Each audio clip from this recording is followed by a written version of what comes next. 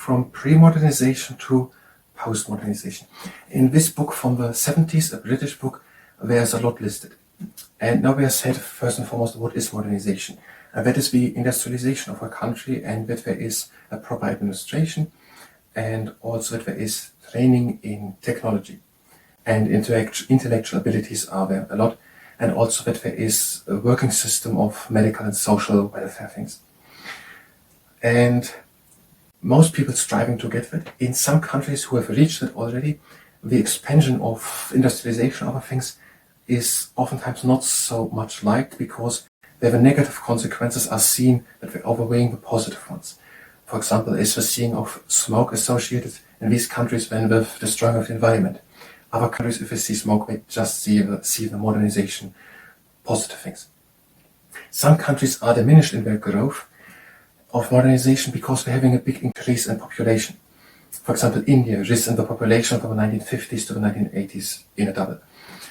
Now, there are not also something else. The technology has made progress, and it is possible with atomic weapons to basically kill everyone on the planet, but also has the medicine made progress, and it is also possible now to prevent infant mortality almost completely. Now, there are different political ideas. For example, Marxism arisen, and that gives an explanation for the misery that some people have, and also how it gets better. Nationalism also, that gives the people cultural identity, and also solidarity against foreign exploiters as idea. The whole industrialization and modernization is fueled on fossil fuels, a lot of it. And there's a big shift of wealth from these modernization countries to some other countries, to the people who have their control over the oil, for example. For example, in Kuwait or in Abu Dhabi in Libya, Saudi Arabia. And also another thing is, for example, the company General Motors has made in the year 1970 so many cars in the amount of which the cars which were sold in the year 1970 by General Motors was more money than the whole country of Yugoslavia, Greek or Egypt is doing with altogether. Now, some people have already released post-modernization or post-industrialization. And pre-industrialization was mainly working on extracting raw materials from the ground, so coal or whatever.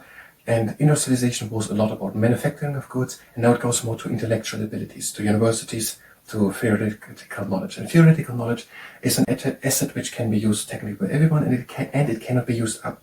That is why many countries putting a lot of money in education and also. Another thing he argued in this book is when said that humans no longer fight against nature, but against other humans. And there's also a lot of things necessary to keep societies now working. There's a lot of health necessary, welfare, and so on. And there are also firms now necessary to work on the system, basically. There are trade associations representing the consumers and the producers of things. Now, there are many different jobs listed. The United States lists over 20,000 occupations types. And some of them need years to study for, others just a few months. And in these occupations, there are the more foreign workers working, where it's easier to go from job to job. And that happens, for example, in Germany and the United States of America. The next thing is, if the people have grown apart, is argued in this book, that the people, they are making holiday in other countries. They are no longer bound to the rhythms of the season, to agriculture when they have to sow the seeds, or to the manufacture of the machines or whatever. They are bound to other things. And they're making the holidays in other countries. And if they have in another town a better occupation which gives more money, they are changing the town. And if now a family moves from town to town, they are losing their contact to their relatives. And that way the distinctive flavor, dialect, attitudes and so on of the region gets lost. But the people all over share a common body of knowledge about mass media. They watch the same movies, the same books and so on. They have a shared knowledge of mass media. And through that they are able to communicate with each other over their other social backgrounds. And the next thing in this book is that also the clothes have changed. People are no longer identifiable by their clothes, what class they have, and the fashion is changing rapidly.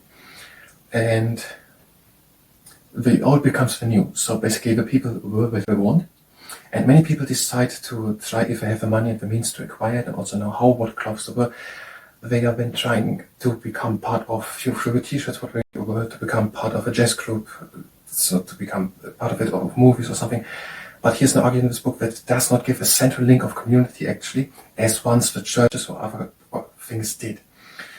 Now another thing here is said that the most post-modernization countries or modernization countries have reached literacy. Basically everyone can read and write. Other countries are still struggling with it. And also basically all around the world with the mass media aspect, getting these mass media, and they can see what can be achieved and they want to achieve it. And now people, they have all something pervading in all their life, and that is bureaucracy and organization listed in this book, is said in this book here. And that means that all the people are basically organized, all live by the same rules and so on, and all people are organized, but they don't get a feeling of togetherness. They're just organized. Another thing that's said is that of children, of students, of pupils, it is suspected to find a form of free expression and of identity. They are offered choice and also the ability to express themselves, but they don't really have the structures and the loyalty necessary to form an identity in the first place. They are organized in two big scales in schools. They are moving from classroom to classroom with different pupils and so on, as he argued. The next thing is that also authorities figures have declined. People no longer have so much policeman, person, parent, political father figure or God listed in this book here as an authority figure. Also it's been said that also the elites are calling for equality. And people no longer work so much in their own business, in their own bookshop or whatever, in their own corner shop. They work for large corporations. And they are in these corporations not interested in the profit which they make or the whole economy, but just in their own employment, because they don't take part in the profit. The next thing is when many people don't blame themselves or another individual person for a problem if it occurs, but the whole system. Many people want to say the system, how the society works, but they don't want to take the risks to adapt a new one. Then the rise of sociology has happened, and there was also said that many people who were oppressed in wood forms, whatever, were also in by the whole group and by the whole system. And that had brought progress in discrimination against women, where women get the same rights as men, and also that people who don't have a white skin color also get the same rights. This idea of sociology, that every form of discipline is a problem, also went on into achievements, was been said in this book here. So that also schools are affected by it. And there's no said that in the schools the free expression is more important than the skill or literacy to get. And that there are people from other countries who are going on to these countries, want to get these modernizations, literacy, skills and so on, but in the schools, in these schools are oftentimes offered expression of these other things. Also another thing is when said that the people have grown more homogeneous, that the people have an opinion about many different things, basically about all things, and that it is possible for a small group of activists to make, at that point, something and then change the whole direction of the whole country. A small group of activists at one point is able to change the whole direction over the democratic majority. But that it is not so big in countries of pluralism, many countries who are post-modernization in Western countries, because there's a great form of pluralism with different religions, different political parties, different institutions. That doesn't happen so much there, but some group of activists can have an influence on the whole political region. And another thing then said is that in some countries there are other secondary things growing, and they are basically striving for having just one identity, one religion, one ethnic and one country. But it's also not so strong in Western countries. In Western countries, post-modernization, there's the idea of liberty and people of different ethnic groups with different ideologies and different ideas are there, so that these countries are giving the people the option to have their own individualism. That all is according to that book here, Reader's Digest, Library of Modern Knowledge, Book 2, Part 8, Man and Society, written by C. L. Beddock, Hugh Jocelyn, Emily Court, Peter Loyce, Lucy Mayer, David Martin, Jacqueline Sarsby, Ruth D. Whitehouse, J.C. Woodburn, on the page 444 and 445. If you click this video at one point away, then please tell me what the reason for it was, so that I can improve. Otherwise, hi, welcome. I'm trying to learn political science today, the dilemma of modern man, and after we've done that, we're going to do leg injury prevention training. And if you participate in the leg injury prevention training, then it's at your own risk. Now we're having such a big double page, it takes quite long to read it already, and we already read it a couple of times, and we picked the most things which were said here basically all together and tried to memorize them. and we want to memorize them all and save them in a list down with a little explanation. Whether they are true or not, we just want to have them all together. No, and I try not to list how far we come. But the first thing was, basically we're trying to make a presentation based on these things listed here from pre-modernization to post-modernization. Now, starting with what is modernization, it is that the country reaches industrialization, that there is a proper administration, and that there is a wide range of social and medical services, and also education, teaching in technological, in science and technology. The next thing the name was, I think it was that there are some people in some countries who have reached modernization or post-modernizations, don't want to expand the industrialization and the economy because they think that it has more negative causes than positive outcomes, namely destroying the environment. Other countries don't think the same if they see smoke. Countries which have not reached post-modernizations, they don't see smoke and think that it's going to destroy the environment. They see that as solely something good, as the reason for growth in the economy and so on. Some countries are diminished in their growth because they're having a big population growth. India, for example, had grown from the 50s to the 80s in its own amount. It had doubled in 30 years. And the book is from the 70s, and it is a British book. The next thing is just to have a little perspective where it comes from. And the next thing is that the technology is able with atomic weapons to destroy and kill everyone on the earth, but also to has the medicine made progress and people basically don't have infant mortality anymore. There are newer political ideas. There's Marxism, for example, it delivers an explanation and also the hope for the misery which some people have. Nationalism gives the people, all this conclusive, it gives them political an identity and also solidarity against foreign exploiters. It gives them cultural identity, so it gives them identity and it gives them also solidarity against foreign exploiters. The modernization is fueled on fuel, and there's a lot of money paid to the people who are controlling in some other countries these oil necessary for the economy. For example, Saudi Arabia, Iran, Kuwait, Abu Dhabi, Libya. Also, Abu Dhabi, Libya. And some firms like General Motors produce in 1 year as much worth as another country like Yugoslavia, Greek, or Egypt produce in a whole year and all together. Some countries have reached post-modernization and they are now on post-industrialization. And there's more bigger focus on education and on technologies. Knowledge is a resource which can be never used up. Theoretical knowledge is an asset which can never be used up. So more found on technology. No longer based on manufacturing goods, that's the point. So the pre-industrialization was founded on the extraction of the raw materials from the earth, then the manufacturing of goods, and now it's more the education, accumulation of theoretical knowledge. Increasingly founded on technology and on the intellectual abilities of its people, knowledge. Also, are there many new things that arisen? That is a complex thing to say. It's not so sadly in detail in these texts. It's way more complicated and expressed in long sentences, and not directly with words which are understandable.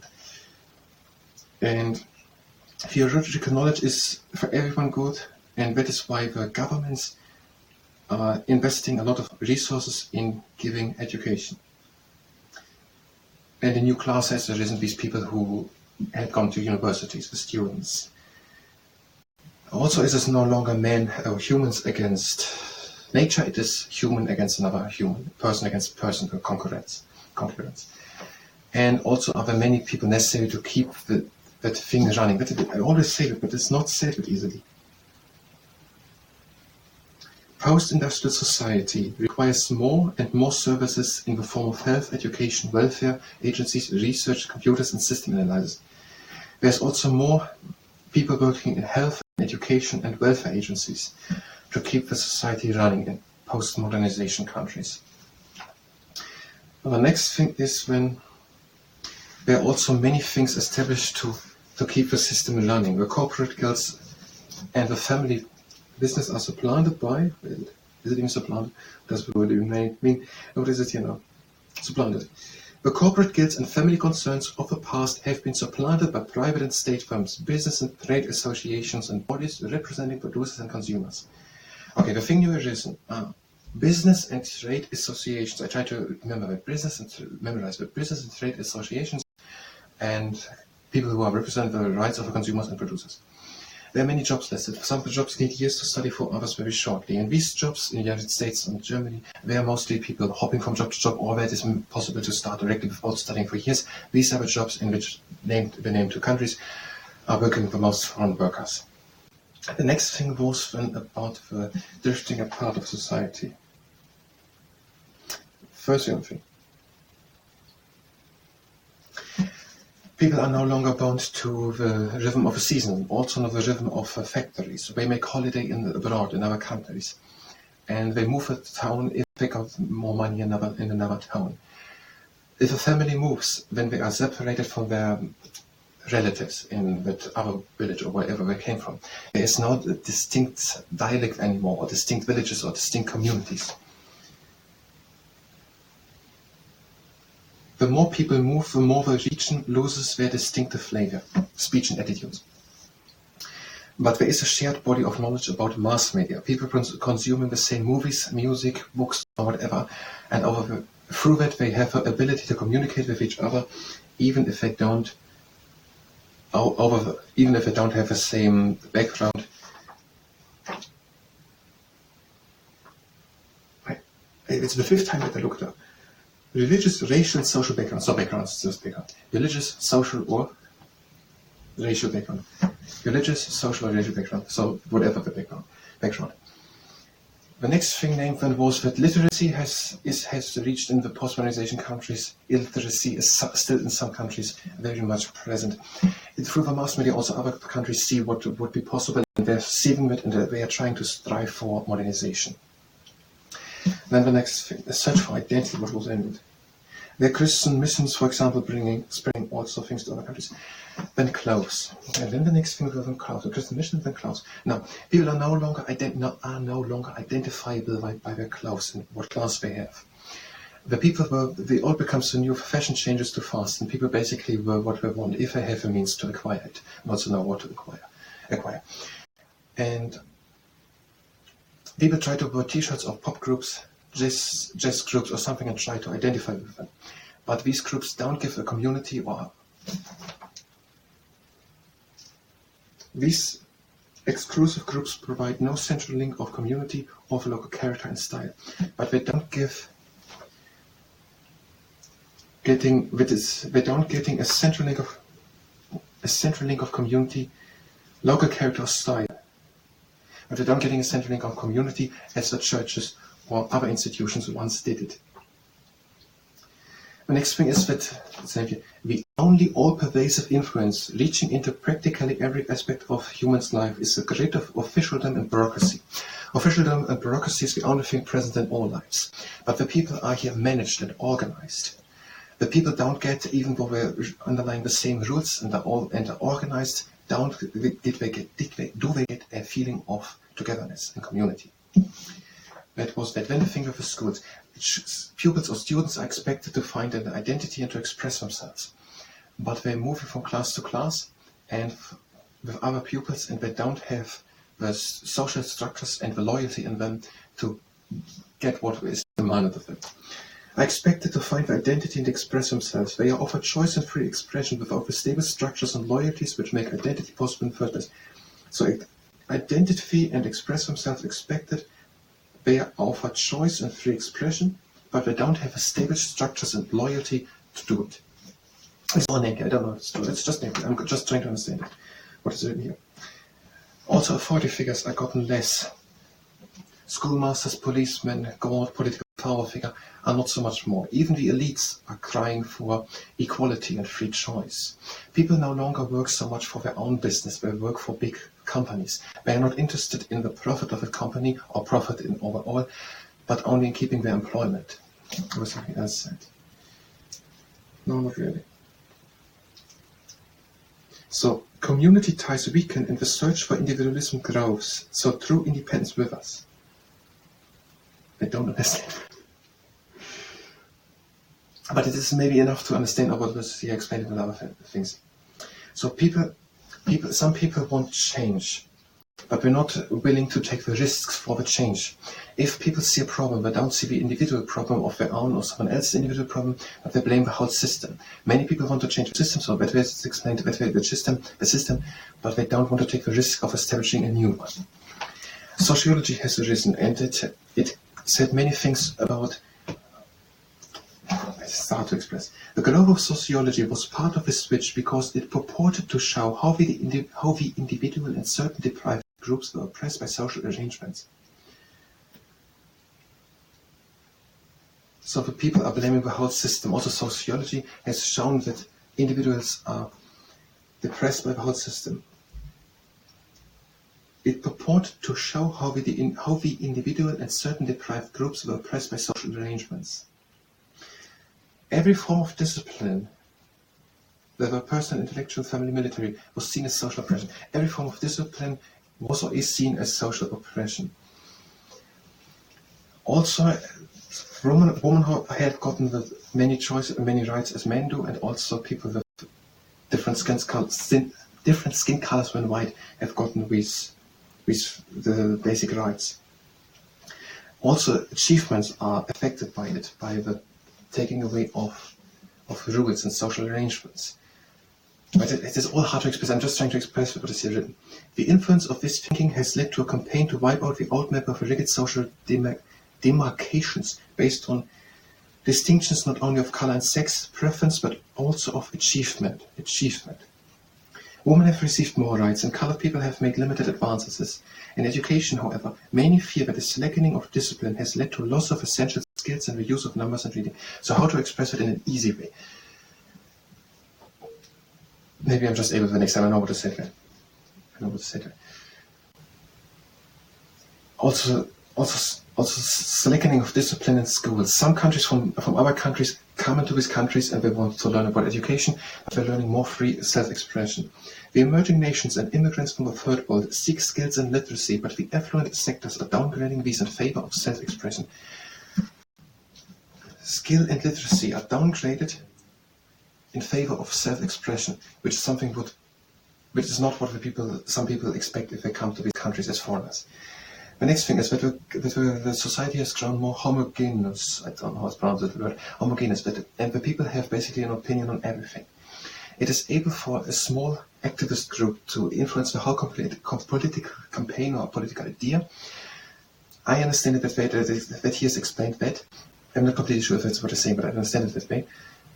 What is explained here, that because the people have an opinion basically on every small thing, it's able for a little activist group to make at that one point pressure and change the whole political idea of a whole country. And therefore the small activist group is able to have a greater meaning in the country than the whole democratic majority. And it is also possible for more extremism, because many people are apathetic to the world around them, open to the charge of being passive and dangerously apathetic.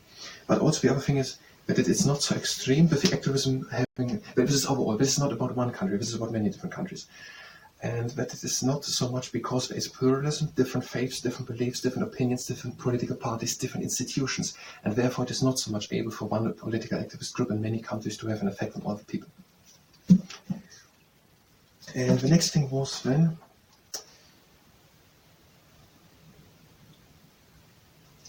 In some countries, in some countries, ideas have arisen in some countries of having only one type of identity,